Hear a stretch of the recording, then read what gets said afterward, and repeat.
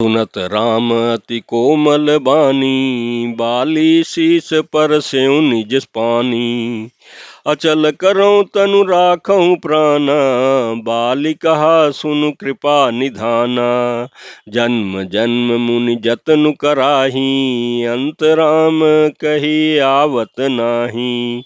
जासु नाम बल शंकर काशी, देत सबई समगति अविनाशी। मम लोचन गोचर सोई आवा, बहुरी की प्रभु अस बनी बनावा। सो नयन गोचर जासु गुण नित नेति कही, श्रुति गावहीं।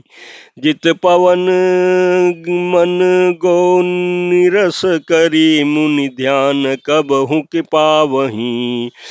मोहि जानि अति अभिमान, बस प्रभु कहूँ राखू शरीरहीं। अस कवन सठ हट काट सुर तरु, बारी करी हई बबूरहीं। अब नाथ करी करुणा बिलो कहूँ, देहूँ जो वर मांगऊँ। जोनि जोनि जन्मो कर्म बस, तहाँ राम पद अनुरागऊँ। यह तनय मम सम विनय, बल कल्याण प्रद प्रभु लीजिए। गही बाह सूर नर नाह, आपन दास अंगद कीजिए। राम चरण दृढ़ प्रीति करी, बालिकिन तनु त्याग। सुमन माल जिमि कंठ ते, गिरत न जानहि नाग। प्रमात सियावर रामचंद्र शंकर जी भजो। किष्किंधा कांड दोहा 10। इस चौपाई के प्रसंग में तुलसीदास जी कहते हैं कि बाली की अत्यंत कोमल वाणी सुनकर के श्री राम जी ने उनके सिर को अपने हाथों से स्पर्श किया और कहा, मैं तुम्हारे शरीर को अचल कर दूं, तुम प्राणों को रखो। वाली ने कहा, हे कृपा निधान सुनिए। मुनिगण जन्म जन्म में प्रत्येक जन्म में अनेकों प्रकार का साधन करते रहते हैं और फिर भी अंतकाल में उन्हें राम नहीं कह सकता है, उनके मुख से राम नाम नहीं निकलता। जिनके नाम के बल से शंकर जी काशी में सबको समान रूप से अविनाशिनी गति मुक्ति देते हैं, वह श्री राम जी स्वयं मेरे नेत्रों के सामने आ गए हैं। हे प्रभु, ऐसा संयोग क्या फिर कभी बन पड़ेगा?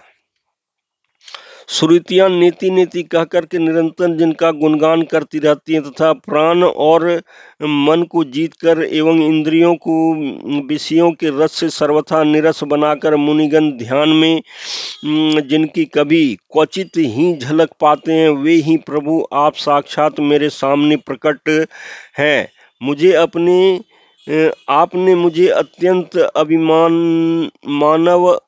अभिमान वश जानकर यह कहा कि तुम शरीर रख लो, परंतु ऐसा मूर्ख कौन होगा जो हठ पूर्वक कल्प वृक्ष को काट करके उससे बबूर के बाण लगावेगा।